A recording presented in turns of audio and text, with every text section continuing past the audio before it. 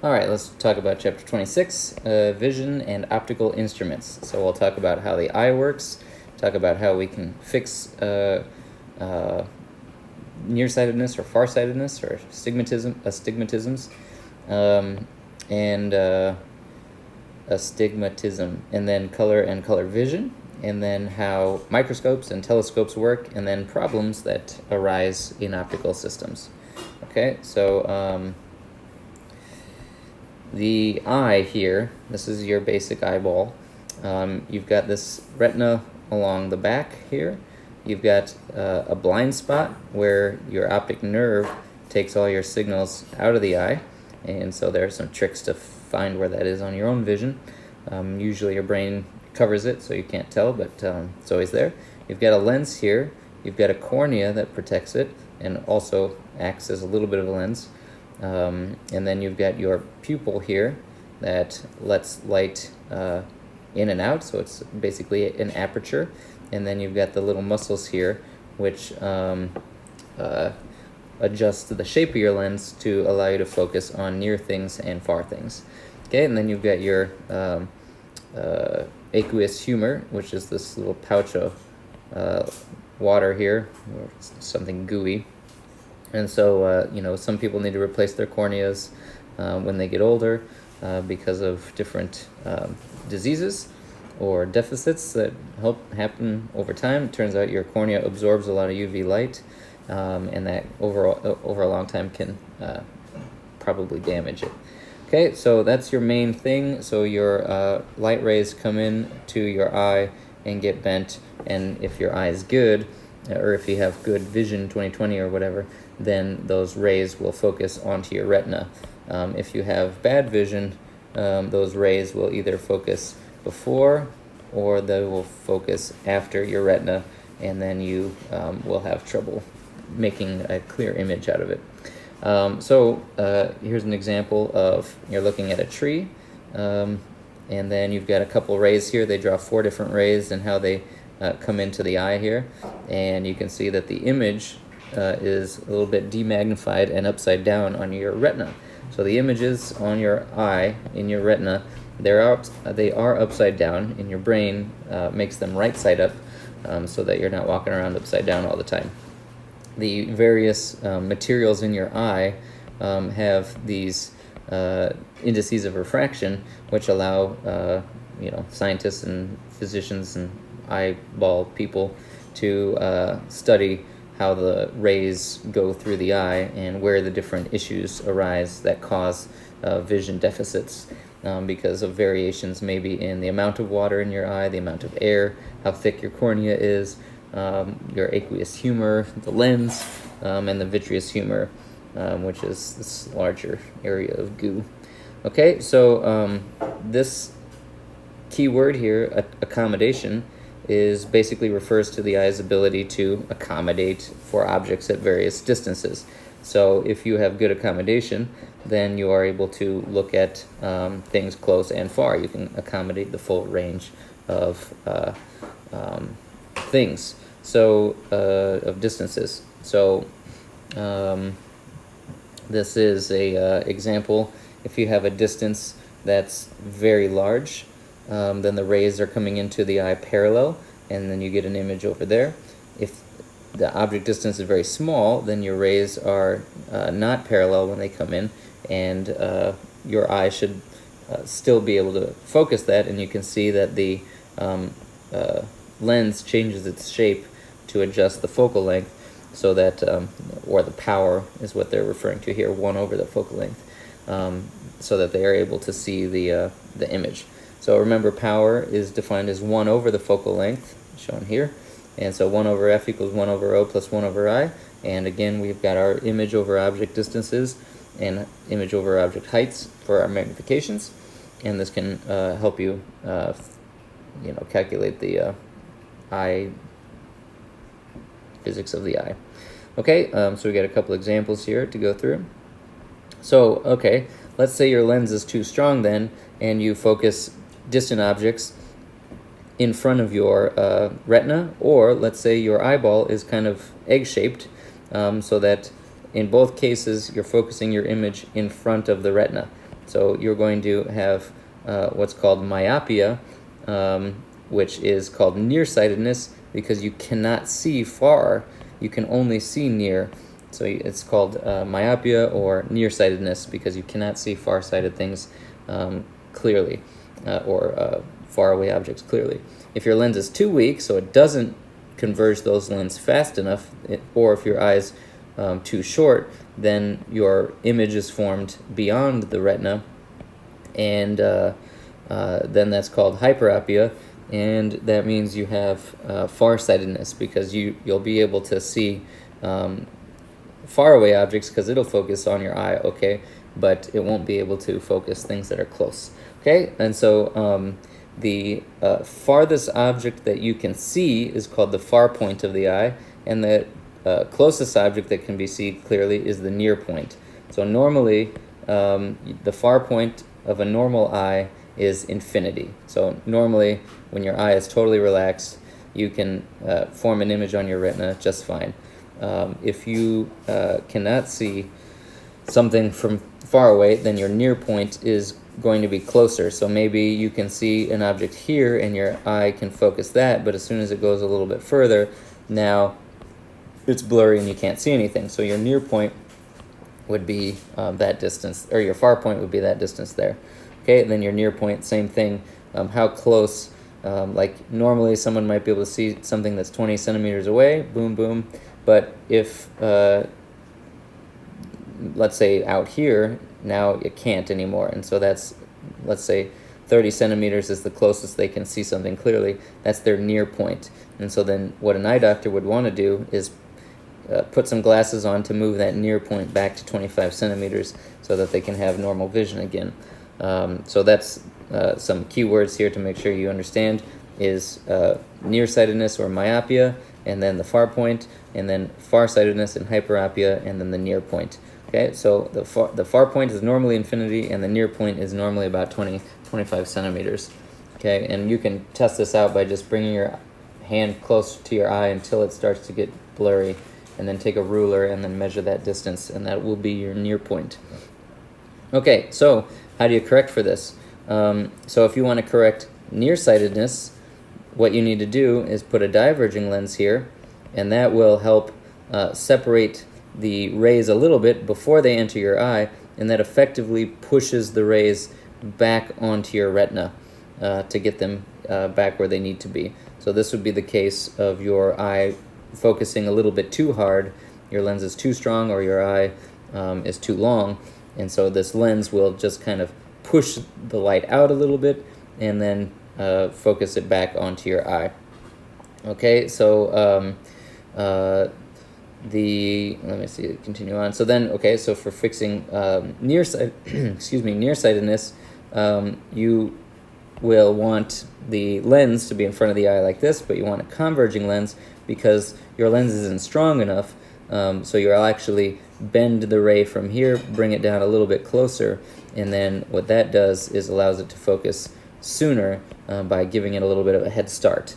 And so that's how a converging lens is used for fixing farsightedness. Okay, and so you do the same thing.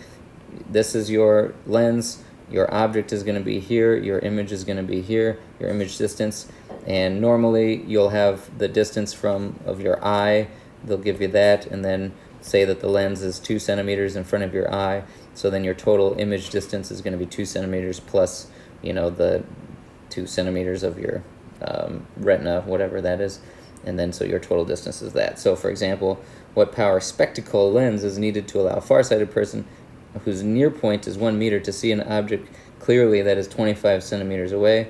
Assume the spectacle is held 1.5 centimeters away from the eye. Okay, and so then you can just calculate through this and plug in what your values are, and you subtract off the distance that the spectacles are from the eye, and so on, and then calculate what that is. Another common vision defect is astigmatism, and that's basically where the eyeball is one way focused this way, the other way has a different focus.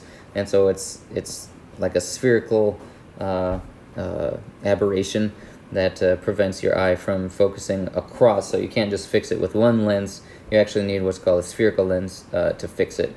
So that's a little bit complicated, so we don't talk about it. But this cylindrical lens, I think I just said spherical lens, but I meant to say cylindrical lens.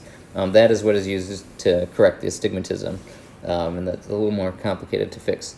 So you can fix your vision with LASIK surgery, and LASIK surgery basically shaves the surface of your eye to make it more accommodating for the eyeball that you have. So they're pretty good, and they etch out. You know, they usually cut open your eye, and peel back the cornea, and then basically sand using a laser the shape of your eye to fix this. And some people after LASIK surgery still will need glasses, but they'll be able to see without them. So people that have like really horrible vision that can't see at all, LASIK will help it, so they'll be able to see. It might be a little blurry, and they might need a weaker prescription, but for most people, they can get 20/20 vision again or close for a little while. Okay, so the things with color and color vision of your eye is that your eye has two types of sensors in them that respond to light, photosensors or photoreceptors. One is responsible for color, and one is responsible for sensitivity, just the brightness of the light. So rods are more sensitive than cones by a factor of about 1,000, and they are basically responsible for the intensity of the light that you're seeing. And they're important for motion detection. There are about 120 million rods in the retina. They do not yield color information, so it's basically just intensity and brightness. So when it's very dark, you don't really see colors. That's because you're relying on your rods and not your cones. Okay, so a cone, the cones, they detect colors. And the colors we see are basically made up in our eyes, and our brain decides what they should look like to everyone. And basically this image shows the sensitivity of the different cones. So the blue cones, they can sense wavelengths of light in this range, with responding very strongly to about 410 nanometers, and then green, and then yellow.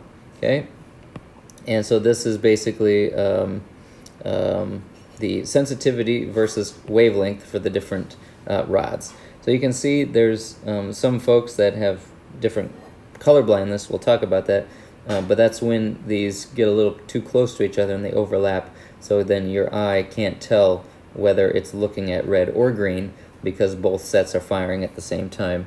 That can be an issue. Okay, so the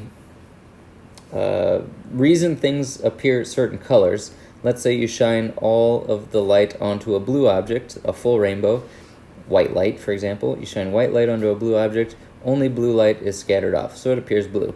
Same thing with a red object, you shine the rainbow onto it, it appears red, only red shows. You shine red light onto a white object, red comes back off. If you shine any color onto a black object, it'll appear black because black absorbs all the colors. Okay, so those are the different sort of things. The emission spectra here for different light sources are shown. So the sun here has a kind of continuous emission spectrum. It emits light across all wavelengths, and that's what makes it kind of a whitish, yellowish color, is because it's mostly emitting every color. A fluorescent light, you can see, has these spikes in it, usually due to mercury embedded in it, and mercury has emission lines in each, red, green, and blue, so that makes it white. An incandescent bulb is going to mostly emit in infrared, and that's why they appear much yellower or warmer than a normal fluorescent bulb, which is very white. And then, I don't know what this is, a laser, helium neon laser. It emits just one very nice color, That's what makes lasers cool. They're called coherent light sources, and they just emit one specific wavelength. Okay, so this is kind of interesting. Oops, this is kind of interesting. So this here, the intensities are stepping up, boop, boop, boop, very evenly. But what we actually see is that there's this little bit of a jump there at the boundary. And so there's some weird memes and things on the internet that are trying to take advantage of this that kind of mess with you. So it looks more like the gradient is kind of increasing as you get close to the edge. So it's a little bit weird. Anyway, that's just a stupid thing. Okay, so anyway, that's how your eyeball works. It responds to red, green, and blue. And white light, for example, white light is not a color. It's just what your retina perceives when all the colors are present. And that's what we've adapted to see. So, and for example, magenta, red and blue together is not actually a wavelength. There's no magenta wavelength. Red and green together, red and blue together just makes, when that fires, your brain creates a color out of nowhere, and that's what you see. Okay, so microscopes. Microscopes are usually two lenses together, and called a compound microscope. Usually there's an objective lens and then an eyepiece. So you've got your lens here and your eyepiece, and those two together usually allow you to zoom in on something and see something with magnification. Magnification here is just the magnification of the objective times the magnification of the eyepiece. So it's pretty simple. And what you do, there's nothing really complicated about this. You just ignore one of the lenses, and then you do your 1 over O is plus 1 over I equals 1 over F, and then you get your information about that thing. And then once you're done with that, you ignore the other one, and now you use this as the object for this lens, and then calculate where the image is going to be for this lens. Okay, so you just treat them independently, one at a time. Do 1 over O plus 1 over F equals 1 over I. This is your object, then you create an image. Okay, now this is your object, and then you're going to create an image over here in this case. So this object creates an image on that side of the lens, which is within the focal length. So the image that's created from this object is going to be a virtual image that is magnified. Okay, so it looks scary, looks complicated, but it's not. You just use your object to get your image, and then now you use your image as the object to get your another image, and you use the equation twice, and you don't freak out, and you just plug and chug and pray. Okay, so again, there's your magnification, and then you can get the magnification of the eyepiece and multiply them together to get your total magnification, in this case 250 times. Okay, so I'm going to go a little bit fast over this, but the numerical aperture, the magnification, and the working distance are the things that determine the usefulness of a microscope. But we're not going to spend a lot of time on this. I'm going to actually skip through most of that. And I'm also going to skip over this fiber optic stuff because it's not super important. Blah, blah, blah. Yeah, we're not going to care too much about this. So this is just using different types of microscopes. There's an electron microscope. You might have seen one of those in some of the labs maybe you worked in or something. And I don't know, we got a picture from biology in here for some reason to show physicists are well-rounded. But you can see this using an electron microscope. Why they didn't use pictures from an electron microscope, I don't know. All right, so telescopes. So telescopes are basically the same thing as microscopes. We're just looking at space instead of the things on your desk. So with a microscope, the object you're looking at is very close. With a telescope, the object you're looking at is infinity. Okay, and so you'll do the same thing. You could have a converging and a diverging lens, or you could have a converging lens and a converging lens. In the case of the converging lens and the diverging lens, your image is right side up.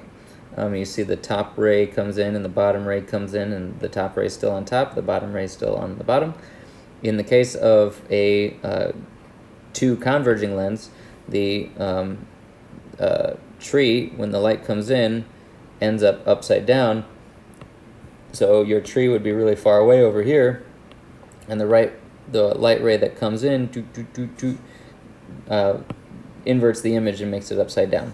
So a telescope, a refractor telescope like this, with two converging lenses, gives you an upside down telescope. And again, you don't have to do anything crazy when you're trying to calculate this. You've got one lens, your O is infinity, your I, you can calculate what that is depending on the focal length of the lens, and then use the image here as the object, and then calculate what it should be for, so where your image is going to be located. Okay, and then we'll skip over the angular magnification because that's a little bit technical.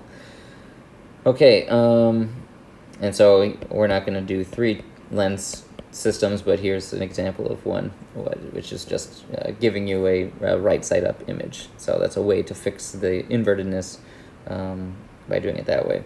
Okay, this is the Newtonian style telescope. The light comes in, hits a mirror, and gets pumped out to an eyepiece. That's a typical type of telescope. It's pretty low cost, so a lot of people use that one. This is cool. The radio telescopes, they're basically dishes, and the light rays come in and focus at the collector. That's usually at the center of this thing. There's usually you'll see a big beam here, and so the rays just pop into it. I'm not sure why they didn't show a picture with the collector or receiver in there. This is a picture of Chandra. It's kind of a low quality image, and what it's showing you is that Chandra is an X-ray space telescope, so it's focusing light from X-rays, and the way its mirrors are shaped are just because X-rays usually travel through material, so there aren't really mirrors that you can use to focus X-rays. So what you use is, if X-rays come in at a glancing blow, let me change the color here so it's a little more obvious. The X-rays comes in, and then they'll actually skip across the surface like rocks on a lake. Okay, so the mirrors in Chandra are curved like this, and so the rock bink, bink, bink, bink, and so that's how they guide the X-rays in, by glancing blows. And you can see the mirrors here. There's several layers of them to try to collect as many photons as possible, and the X-rays just and they all focus down to the detector over on the other side. So that's pretty cool. This is an array of telescopes. I don't know, kind of weird. Those are called interferometers. I'm not sure why they're in this chapter, but it's good to know about combining several telescopes together into one giant telescope. Rather than building a giant telescope, you can just sample the signal at a bunch of places and then combine it together. Okay, so last thing, aberrations. So aberrations are distortions from the light. The most common type of aberration is chromatic aberration, and this is because the index of refraction is slightly different for all the different colors of light. So if white light comes into a lens, on the other side of the lens, the index of refraction is different for each of them. So the red light will get bent at that angle, the purple light will be bent at that angle, and everything in between will have its own angle. So you end up getting this rainbow effect coming out, which is bad, because if you're trying to take a picture of something using lenses, you don't want to look at the spectrum of the light. You want to look at the actual photo that you took a picture of. So the most common fix is called an achromatic doublet, and that's when you have two lenses stuck together, a converging lens and a diverging lens. So you can see how, and now the important thing is that this would be like n equals 1.5, and this would be n of 1.6 or something. Oops, 1.6. Something different, different indices of refraction, so that this gets bent back and this gets bent back, so then they end up coming out at the same angle, so that they meet back together down here. So that's what a chromatic aberration is. is when light comes in.